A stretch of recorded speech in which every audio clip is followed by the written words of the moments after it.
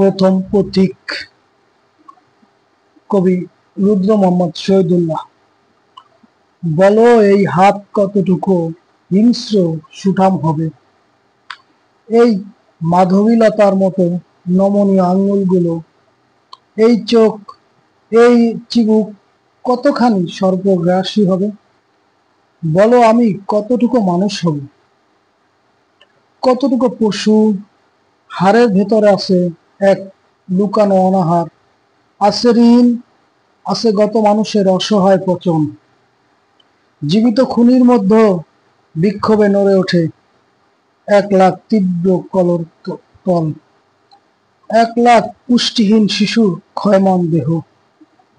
কালো ফুল, কালো হৃৎপিণ্ডের শেষতম খেয়া। বলো বলো আমি কতখানি বিক্ষোভ হব, কতখানি রক্ত হব। নিঃস্বর্গে নতজন মন, তবু তো তরুতল দেখে শৈশবে শীতের জরাপাতাদের লাশ কুড়ানোর দিনে। ফিরে ফিরে খুলে দেয় বুকের দরজাখানা, হিরণময় রুটি ভাত বিক্ষোভ বিশ্বাস। বলো আমি কতজন শ্রমিক হব, কতজন দুর্বিনীত ঘাতক। বলো আমি কতখানি প্রেম হবে, কতখানি বিনিজ রাত সাপের দাঁতের মতো, কতটুকু বিষাক্ত হবে স্বভাবের শরীরে। বলো বলো আমি কতখানি হিংস্র পাশবিক হব।